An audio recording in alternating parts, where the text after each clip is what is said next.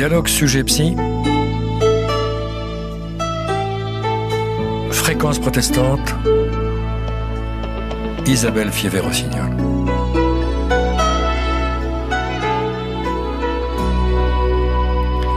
Bonjour à toutes et à tous. Aujourd'hui, nous sommes en compagnie d'Emmanuelle Dobler. Bonjour Emmanuelle. Bonjour Isabelle, merci de m'accueillir. Donc Emmanuelle Dobler est psychologue clinicienne, psychothérapeute, coach, spécialiste de l'EMDR et chercheuse. Alors Emmanuelle Dobler, on ne devient jamais psy par hasard, quel que soit ce qu'il y a derrière le mot psy. Donc est-ce que vous pouvez nous raconter un petit peu votre chemin ? Eh bien, j'avais parcouru plusieurs types d'études quand j'étais plus jeune et il m'a fallu un certain temps pour trouver ma voie. Et puis, je me suis demandé, mais qu'est-ce qui pourrait vraiment être utile ? Qu'est-ce qui pourrait aider mon prochain, en quelque sorte ? Et de fil en aiguille, d'histoire de l'art, en théâtre, et puis en études de droit, j'ai enfin découvert la psychologie. Et à la fin de mes études de droit, j'avais entrepris une psychothérapie et j'avais réalisé à quel point cela était bénéfique. Et en parallèle, je lisais des ouvrages de psychologie, de développement personnel, et je me suis dit Eureka, ça y est, j'ai trouvé ma voie. À la fois humainement et intellectuellement, je me sentais nourrie par l'approche de la psychologie et j'ai ainsi changé de voie universitaire et commencé des études de psychologie en 2000. Et alors la psychologie, donc vous êtes passée à l'EMDR.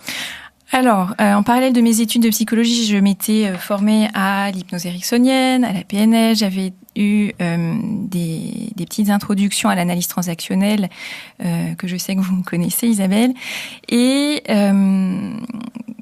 j'avais commencé à pratiquer ça en 2006, année du début de ma pratique en libéral. Et une de mes amies que j'avais rencontrée lors d'une de mes formations m'a dit « Ah, il faut absolument que tu expérimentes le MDR, c'est fabuleux, on accélère le process thérapeutique. » Bon, alors, je lui faisais grandement confiance, elle-même pratiquait l'hypnose ericksonienne et c'est ainsi que j'ai commencé à me former en 2007, si mes souvenirs sont bons. Et donc, je pratique cet outil depuis 2008. Alors, pour éclairer un peu nos auditeurs, évidemment, on va expliquer ce qu'est le MDR, mais en fait, c'est la thérapie avec les mouvements des yeux. Pour simplifier. Pour simplifier, oui. C'est une technique, c'est une approche thérapeutique qui vise à traiter les traumas par des stimulations bilatérales et notamment par les mouvements oculaires. Ça peut être aussi des stimulations tactiles. On va faire un tapotement sur les épaules, les mains ou les genoux des patients, ou alors on leur fait écouter des sons alternativement à l'oreille gauche et à l'oreille droite. Alors, ça peut paraître très étrange, mais je vous assure, c'est validé scientifiquement.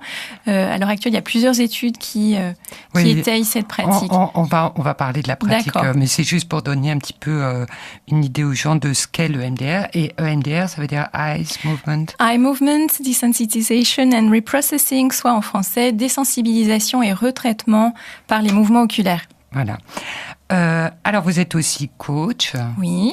Donc, vous utilisez le MDR aussi en coaching. Absolument. Et ça permet vraiment d'aller très, très vite dans l'obtention des résultats souhaités par les personnes que nous coachons. Et alors, vous faites de la recherche aussi, sur le MDR principalement ? Principalement sur le MDR.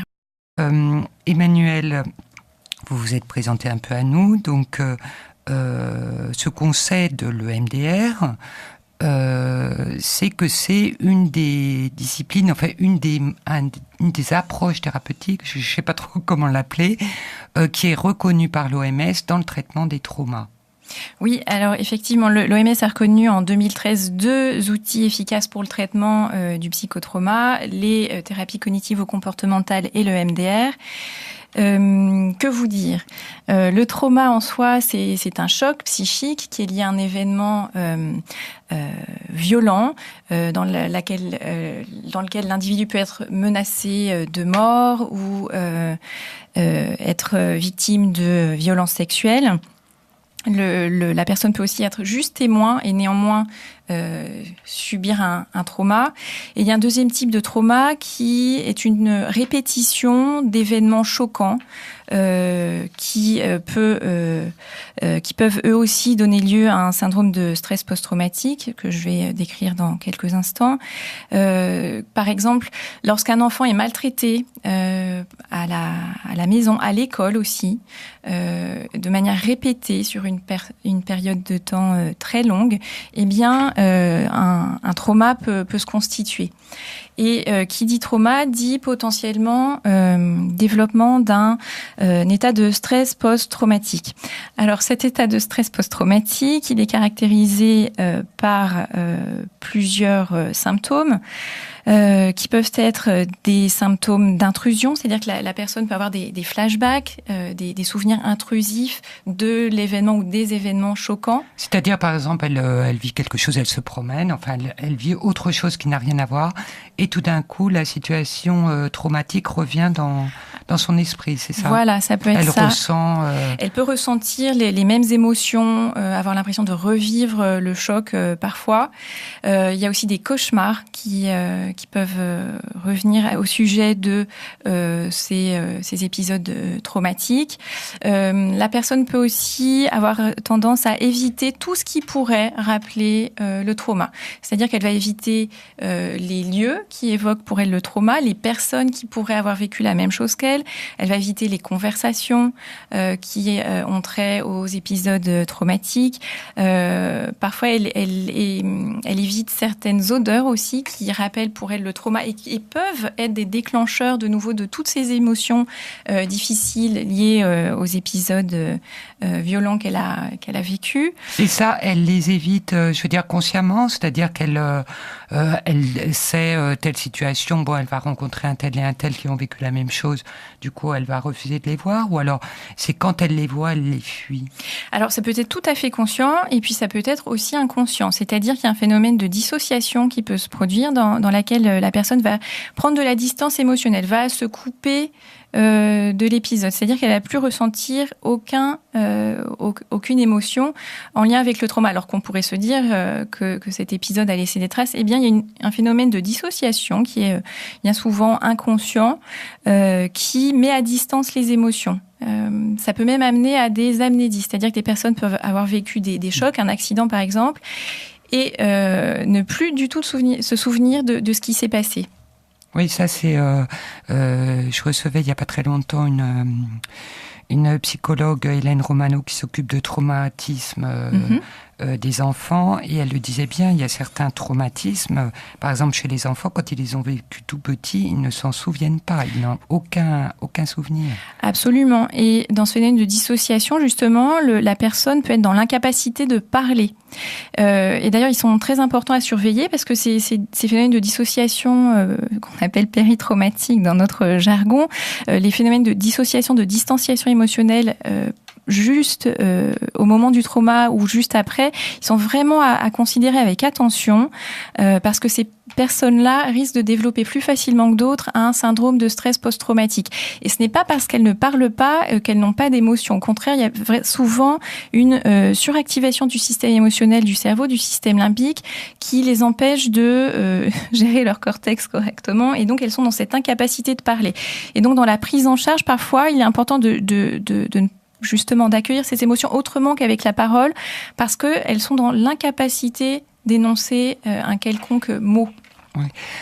Les gens qui sont victimes de syndrome post-traumatique, finalement, à quoi peut-on le voir quand on est extérieur? Est-ce que ce sont des gens qui sont particulièrement angoissés, qui vont faire des cauchemars, qui sont nerveux, qui sont apathiques, qui sont dépressifs? Enfin, absolument. Ils peuvent être extrêmement anxieux. Ça peut il y a une perturbation du système neurophysiologique qui peut aussi se traduire par beaucoup de perte de concentration, par une agressivité, une forte irritabilité, des troubles du sommeil. Et puis au fur et à mesure, tout cela peut comment dirais-je, devenir plus complexe, puisque des dépressions peuvent naître, des troubles du comportement, des troubles du comportement alimentaire, des troubles comment dirais-je, des troubles de l'addiction. Certaines personnes suite à des, enfin, on a noté dans les études qu'un certain nombre de personnes qui avaient été victimes plus jeunes d'agressions sexuelles, eh bien, développaient plus fortement que d'autres des troubles des conduites alimentaires, des troubles des addictions, entre autres des dépressions. Ça, c'est vraiment des choses qu'on observe dans les recherches récentes autour du trauma. Donc, en fait, quand quelqu'un vit un trauma, si on ne fait rien, il y a de très gros risques, quoi.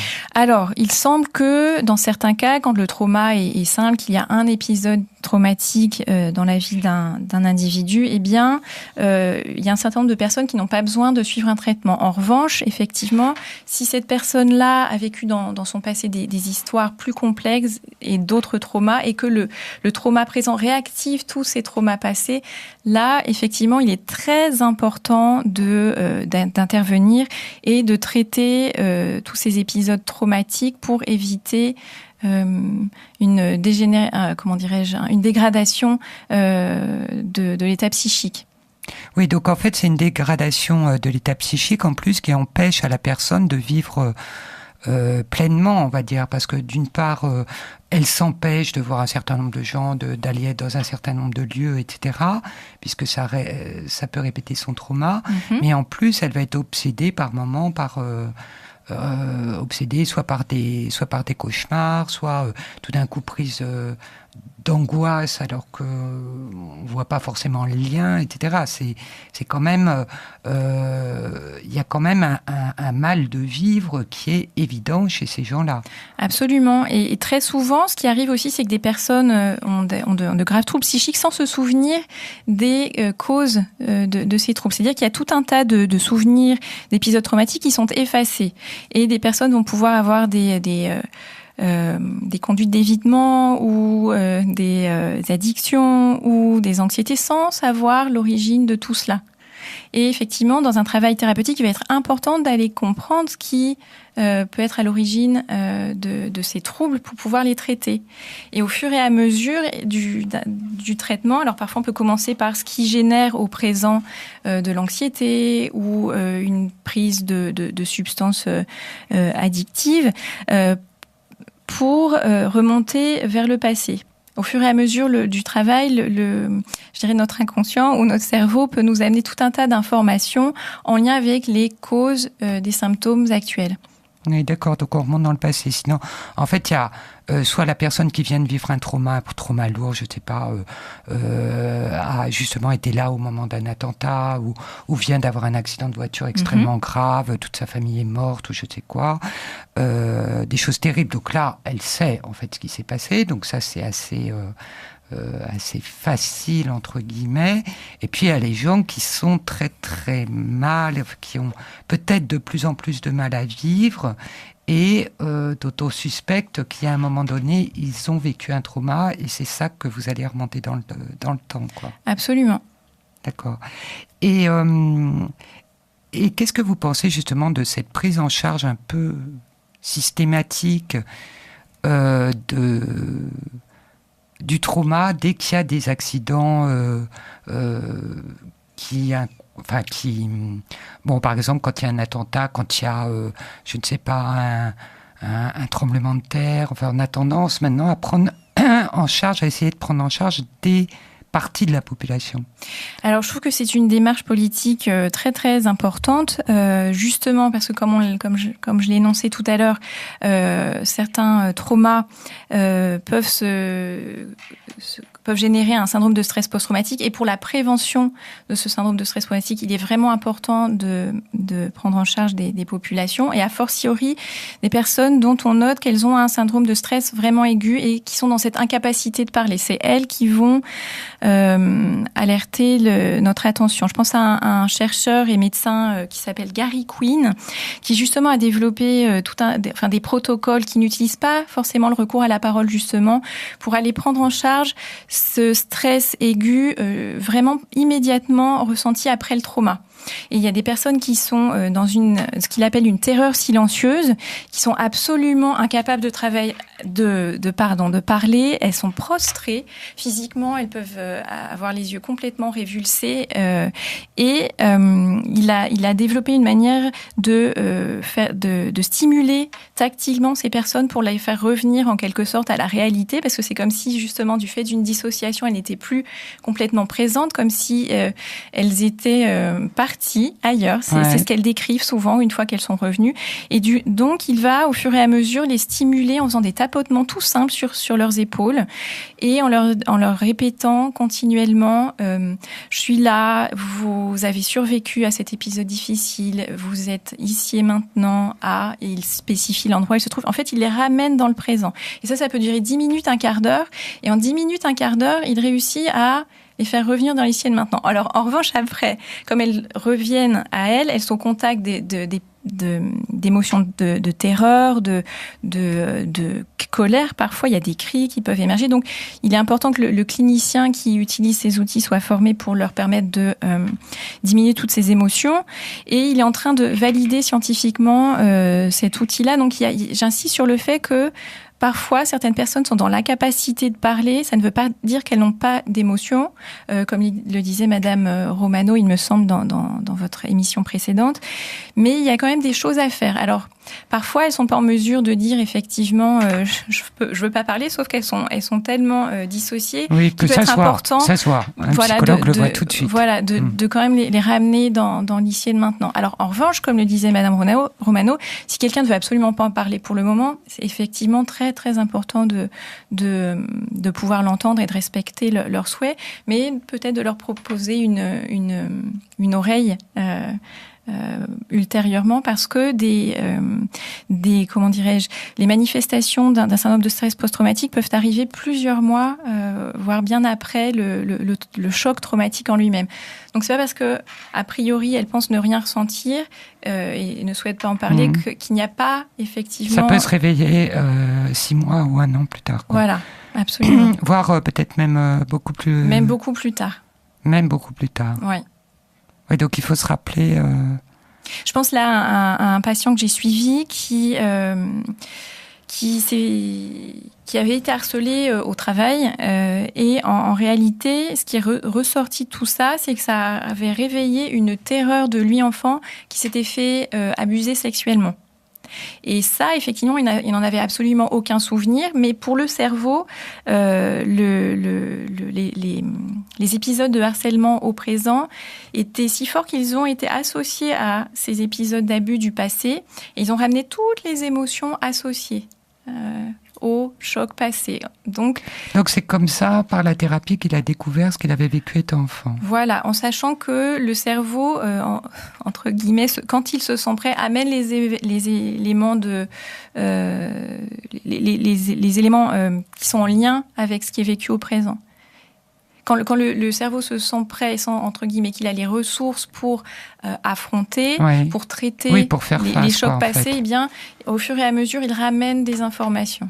Oui, qui mettent en lumière ce passé. Absolument. Donc finalement, peut-être, je vais dire quelque chose de complètement idiot, mais finalement, peut-être qu'il a été harcelé, ça lui a permis de revenir là-dessus.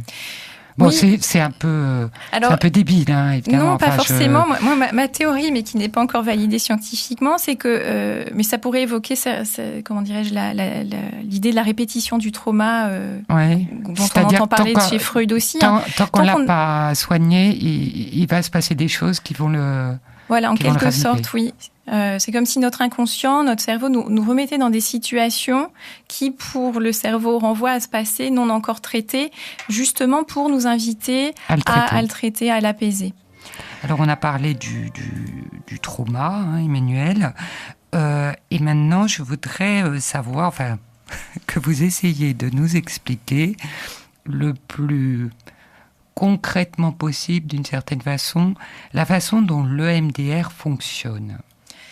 Qu'est-ce que c'est qu'une thérapie avec de l'EMDR et comment ces mouvements oculaires ou ces tapotements bilatéraux, etc., fonctionnent? Comment on explique ça?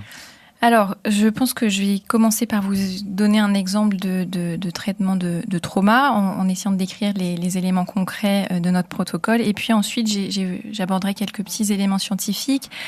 Quand une personne vient me voir pour une problématique qu'elle vit au présent ou peut-être même depuis un certain temps, qui peut être une difficulté à réguler ses émotions, une anxiété, une difficulté à maintenir son calme et à ne pas exploser de colère. Ça peut être aussi tout un tas de symptômes tels que des TOC ou des addictions. Eh bien, on va essayer de comprendre ce qui déclenche tous ces symptômes. Et on va essayer de repérer des épisodes présents et passés qui sont à l'origine de tous ces symptômes. C'est-à-dire que si, par exemple, un individu, dans une situation, se sent pris pour un idiot, il peut exploser très facilement, être hors de lui, être agressif avec ses collègues, par exemple. Et donc, on comprend que là, pour lui, si on prend cet exemple déclencheur, c'est « je suis pris pour un idiot ». C'est quelque chose qui se dit intérieurement. Et mon travail va consister à remonter l'histoire, à remonter dans le temps et à essayer de comprendre d'où ça vient. Parce qu'en EMDR, on considère que ce sont des épisodes passés, bien souvent, qui sont à l'origine de symptômes présents. Et puis, dans l'exemple que je cite de ce monsieur qui se mettait en colère facilement, eh bien, on comprend que en faisant des devoirs avec son papa de manière répétitive, il a intégré qu'il était un idiot. Parce que son papa le grondait, alors que pourtant c'était un très bon élève en classe. Et on va traiter en EMDR eh bien, ces cibles du passé. Des moments où il était grondé par son père quand il faisait ses devoirs de maths avec lui. Alors, il y a tout un tas de cibles comme ça qui vont être repérées, puisque souvent elles sont plurielles. Il y en a plusieurs qui sont à l'origine d'un symptôme. Et au fur et à mesure que nous allons désensibiliser, c'est-à-dire faire en sorte que ces souvenirs du passé soient ressentis sans émotion. Oui, alors c'est là qu'interviennent les mouvements oculaires, par exemple. Voilà, alors ce qui se passe, c'est que par exemple, on va demander à ce monsieur de nous décrire une des situations les plus émotionnellement chargées, c'est-à-dire un des souvenirs qui amène le plus d'émotions en lien avec ce papa qui le gronde pendant qu'il fait ses devoirs de maths. Et on va lui demander quelle est l'image la plus difficile pour lui, celle qui génère le plus d'affect négatif au présent. Eh bien, ça peut être le moment où son papa a jeté par terre le cahier de maths. Et donc, en partant de cette image que le patient regarde, on va lui demander quels sont les mots négatifs qui vous viennent à l'esprit qui disent encore quelque chose de négatif sur vous aujourd'hui. Eh bien, c'est « je suis un idiot ». On va lui demander ensuite, quand vous regardez cette image et que vous entendez ces mots « je suis un idiot », quelle émotion ressentez-vous dans le corps? Eh bien, il peut me dire de la colère et de la tristesse. Très bien. Et on va lui demander également de nous dire ce qu'il préférait penser à la place de ça. Eh bien, ça peut être « je suis intelligent ». Et on va lui demander où il ressent cette émotion, ces émotions de tristesse, de colère dans le corps. Et il va peut-être nous indiquer le haut du corps, le ventre, les poings. Et donc, on va partir de vraiment cette image associée à ces sensations. C'est-à-dire qu'on va travailler beaucoup sur le ressenti corporel des émotions en lien avec aussi le cognitif. Donc, on va partir de cette association de l'image, de la cognition négative sur lui et des émotions pour désensibiliser. Et à partir de ce moment-là, où la personne ressent ce qu'elle a ressenti dans ce souvenir, on effectue des mouvements oculaires. C'est-à-dire que le praticien va faire bouger ses doigts devant les yeux du patient et au fur et à mesure va faire des pauses. C'est-à-dire qu'il y aura plusieurs séries de mouvements oculaires effectués. ou de stimulation tactile si le patient a des problèmes oculaires. Et au fur et à mesure, on va observer une désensibilisation, un amoindrissement des émotions, jusqu'à bien souvent une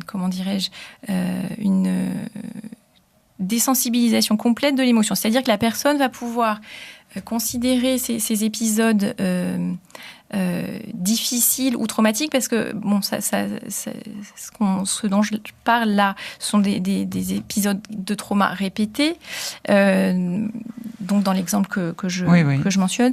Et au fur et à mesure, eh bien, le patient va ressentir zéro émotion, ne va plus ressentir aucune émotion en lien avec ces épisodes-là. Et ce qu'on observe par conséquent, c'est qu'il va pouvoir avoir une représentation plus claire de lui-même. C'est-à-dire que là où il pensait qu'il pouvait être considéré comme un idiot, il va se dire « Ah mais non, finalement, en réalité, je suis vraiment intelligent et les gens le voient. » Sauf que quand il y a de trop fortes émotions, ça signifie que le système limbique du cerveau est suractivé, et l'amygdale principalement, et le cortex en pareil cas ne va pas être capable de penser clairement. C'est-à-dire que c'est-à-dire on pourra lui dire, on aura pu lui dire, tous ces profs de maths, lui dire mais vraiment t'es très doué, t'es très intelligent, etc. Il n'y a rien à faire, il n'arrive pas à le conserver comme quelque chose de positif, etc., qui pourrait l'aider, parce qu'il y a ce traumatisme du père qui traitait d'idiot. Et ça prend toute la place, quoi, finalement. Absolument. Et au fur et à mesure, donc les symptômes aussi d'irritabilité diminuent. Donc on observe vraiment que quand on va apaiser ces traumas, eh bien la symptomatologie évolue dans le présent. Alors j'imagine qu'il y a un certain nombre de symptômes du présent qui ne sont pas liés seulement à un événement ou la répétition du même événement. Des fois, ça doit être beaucoup plus complexe que ça. Absolument. Absolument. Parfois, il y a plusieurs types d'événements, plusieurs symptômes aussi expérimentés au présent. Et bien, pour chaque symptôme, on va remonter le passé pour essayer de comprendre la chaîne traumatique qui a amené à ces symptômes au présent, ou la chaîne d'événements négatifs. Donc, les gens qui viennent en thérapie EMDR, ce que j'entends, c'est qu'ils ont un objectif précis. Enfin, ils ont a priori, ils viennent avec un problème assez précis. Généralement, oui. Parfois, ils se sentent qu'ils sont juste très anxieux et ils n'ont pas conscience de ce qu'il y a en amont, en fait. Parfois, les personnes, d'ailleurs, sous-estiment la gravité de leurs troubles, malheureusement. Alors parfois, quand on grandit dans une famille très favorisée et que, a priori, les parents ont été très bienveillants, ont pris soin de l'enfant, on ne comprend pas pourquoi, au présent, il pourrait y avoir des origines passées à une anxiété présente. Et j'ai reçu comme ça un jeune chef d'entreprise récemment qui avait des difficultés à prendre la parole en public. Mmh. Et il a contacté une angoisse qui était bien plus profonde, dont il ne voulait pas vraiment entendre parler parce que apparemment tout devait rouler. Et puis il y a aussi une injonction forte. Il y avait une injonction forte dans sa famille qui était d'être fort. Ouais, les drivers là. Voilà. Et il était très très compliqué pour lui d'aller contacter cette angoisse qui est ressortie massivement. Et en fait, ce qu'on a compris, c'est que il n'avait pas encore complètement fait le deuil de son frère qui s'était suicidé quelques années auparavant. Donc apparemment tout fonctionne bien, mais si un frère se suicide, on peut se dire que des choses très complexes se sont passées dans la famille et il y a peut-être une espèce de secret autour de tout cela. Et parfois, les personnes ne s'imaginent pas tout ce qu'il peut y avoir derrière un symptôme présent. Donc, il faut être très, très vigilant. Alors, une thérapie EMDR, on dit que ce sont des thérapies brèves. Alors, est-ce que c'est le cas vraiment ? Non, pas forcément. Alors, si vous venez me voir, que vous avez eu un accident de voiture, que vous n'arrivez pas à reprendre votre volant et que cet accident ne réactive pas d'anciens traumas et que vous avez une histoire plutôt simple, bien, je dirais en 2 séances, c'est réglé. En revanche, si effectivement cet accident ravive des situations d'insécurité, de danger qui ont été expérimentées dans l'enfance, ça peut être très très long. Enfin, tout dépend vraiment de la symptomatologie. Oui, donc quand on dit que c'est une thérapie brève, ça dépend un petit peu quel est je dirais la façon dont le trauma est enquisté, encrypté dans le cerveau, quoi. Absolument. Et alors, vous faites parler les gens, vous les faites travailler, ils font remonter leurs émotions, etc. Enfin, on entend qu'il y a plusieurs approches dans le MDR, enfin on utilise plusieurs types de ressources qui sont pris dans différentes autres techniques thérapeutiques. Alors, oui, le MDR, c'est une thérapie intégrative qui inclut des éléments de thérapie cognitivo-comportementale, notamment des échelles de mesure des émotions ou des cognitions. C'est une thérapie qui recourt... C'est-à-dire, c'est quoi les échelles de mesure Eh bien, on utilise une échelle qui s'appelle le SUD pour mesurer les émotions, qui est la Subjective Unit of Disturbance. Donc, c'est l'évaluation personnelle de la perturbation émotionnelle. Donc, quand la personne est reconnectée à son traumatisme, on va dire, vous lui demandez comment elle évalue cette émotion, quoi. Voilà, sur une échelle de 0 à 10. Ah oui, 0 d'accord. signifiant absence d'émotion, 10 le plus haut niveau de perturbation ressentie. Et donc j'imagine que d'une séance à l'autre, le but c'est de faire baisser... Oui, parfois on obtient ce résultat en une séance, parfois il faut plusieurs séances. Une fois encore, tout dépend de l'événement traité, tout dépend de l'histoire du patient. Il y a aussi une échelle qui a été créée par Francine Shapiro, la créatrice de l'EMDR, qui s'appelle le VOC. C'est la validité de la cognition positive, et on va demander sur cette échelle de 1 à 7 à combien la personne évalue comme vraie une cognition positive qu'elle aimerait penser d'elle en lien avec le trauma. Ça peut être j'ai survécu à tout cela, ou je suis en sécurité maintenant en pensant à cet épisode-là. Ah, d'accord. On utilise aussi le ressenti corporel qu'on trouve en Gestalt thérapie. On insiste beaucoup sur le rapport au corps, et c'est un indice très très important de l'évolution de la thérapie. Plus le corps va être apaisé alors que la personne pense à un trauma passé, plus c'est une indication que les émotions sont amoindries. C'est-à-dire là, c'est quoi? Par exemple, on demande aux gens s'ils ont mal quelque part quand ils pensent à ça, ou... Eh bien, par exemple, si vous me dites, ou si quelqu'un que j'accompagne me dit, là, je suis très en colère en pensant à ce moment où mon papa a été irrespectueux à mon égard, eh bien, j'ai de la colère, je la sens dans les mains, dans le visage et dans le ventre. Ça, c'est une indication. Au fur et à mesure du traitement et des stimulations bilatérales, eh bien, ce ressenti va s'estomper jusqu'à de la détente. C'est-à-dire qu'au bout d'un moment, il va vous dire j'ai le ventre, non, maintenant ça va, je suis détendue dans le ventre. Absolument, et ça vient dire qu'en lien avec le trauma traité ou l'épisode négatif traité, les émotions sont apaisées, que le trauma lui-même est résolu. Ce qui va aussi indiquer que c'est résolu, c'est le fait que la personne puisse penser positivement en lien avec cet épisode. Mais le fait que le trauma soit résolu, est-ce que c'est vous qui vous en rendez compte, ou est-ce que c'est la personne? Les deux. C'est-à-dire que moi, je me fie au feedback, à ses commentaires sur son ressenti corporel. Oui, mais est-ce que les gens peuvent pas, je vais dire des bêtises, vous mentir finalement parce qu'ils en ont marre, ils ont envie d'arrêter et Alors, ça peut arriver. Après, je signifie aux personnes que j'accompagne que c'est pas toujours facile la thérapie, que si parfois elles ont envie de faire une pause ou d'expliquer ces difficultés à aller contacter l'émotion, eh bien ça se travaille aussi, parce que parfois il y a des phénomènes défensifs. Oui, c'est ça, oui. Eh bien, il y a des manières de prendre en charge cette peur, par exemple, parce que la peur d'aller contacter des émotions peut être vraiment une défense majeure. Et donc, on peut dire à la personne qu'on accompagne qu'on va pas forcément aller travailler sur le trauma maintenant. Ça, il faut être très à l'écoute de ce que dit le patient, et que s'il a besoin d'être plus au contact de ressources, on peut effectivement aller travailler plus sur une ressource de calme, de confiance en soi, et j'insiste aussi néanmoins sur le fait que c'est important d'aller travailler sur cette peur d'aller contacter les émotions difficiles, parce que malheureusement et heureusement, aller contacter les émotions difficiles, c'est un passage obligé pour aller traiter le trauma. Donc effectivement, on adapte dans ce cas le protocole, et c'est très important d'aller prendre en charge ces mécanismes défensifs. Et alors, les mouvements oculaires ou les mouvements bilatéraux,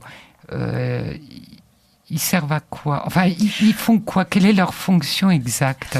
Les scientifiques sont très controversés sur ce point. Certains, comme Madame Stéphanie Kalfa, qui fait un travail remarquable au CNRS à Marseille, à l'université Marseille, considère que les mouvements oculaires ajoutent vraiment un plus dans ce process, qu'ils favorisent l'activation du système parasympathique. Donc, qui dit activation du système parasympathique dit activation de la détente.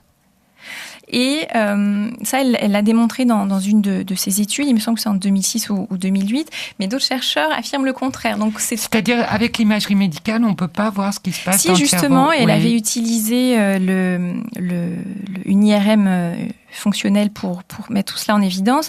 Ce qu'elle a mis en évidence, c'est que justement, il y avait alors, post-trauma, il y a une suractivation du système limbique et une sous-activation du néocortex, et elle montre que après le traitement EMDR, il y a un retour à la normale avec un apaisement du système limbique, de l'amygdale et un fonctionnement normal du néocortex, qui correspond à un apaisement des émotions et à une pensée plus positive sur soi quand on pense à l'épisode traumatique. D'accord. Et alors ceux qui sont contre, ils avancent quoi ? Eh bien, certains autres chercheurs ne constatent pas de différence dans un traitement avec ou sans mouvement oculaire. Ah oui, c'est pas qu'ils disent que c'est mauvais. Mais une fois encore, c'est très controversé, donc d'autres études ont besoin d'être menées. Toujours est-il que le EMDR est quand même considéré, on a validé que c'était efficace pour le traitement du syndrome post-traumatique, de syndrome de stress post-traumatique. Alors, pour le moment, on ne sait pas exactement tous les mécanismes en jeu. Oui, parce qu'il y a tout un protocole, en fait, qui utilise des outils thérapeutiques, donc j'entends des TCC, de la Gestalt, etc. Et on ne sait pas comment leur alliance entre eux fait que ça devient efficace, quoi, c'est ça.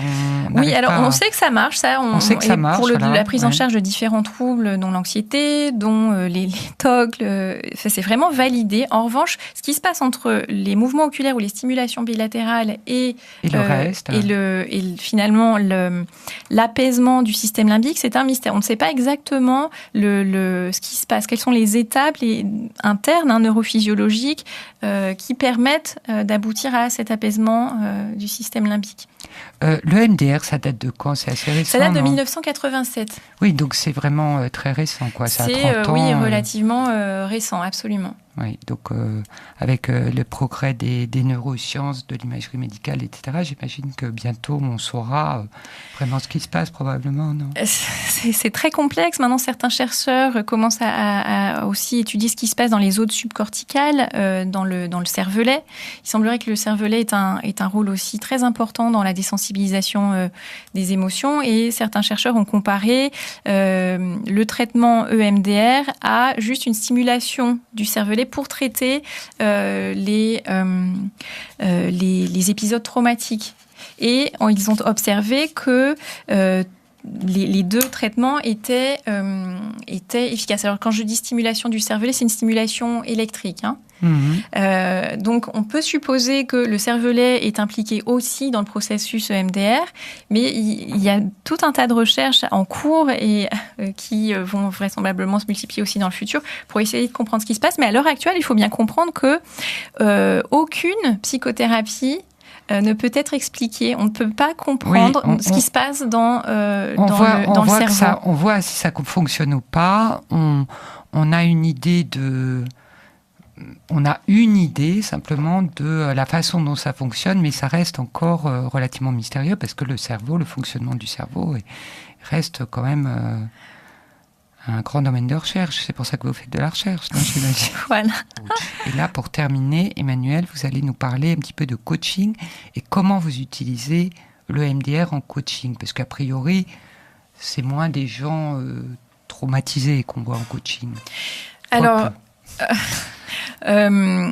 j'utilise le MDR relativement à des objectifs que la personne qui vient me voir s'est fixé.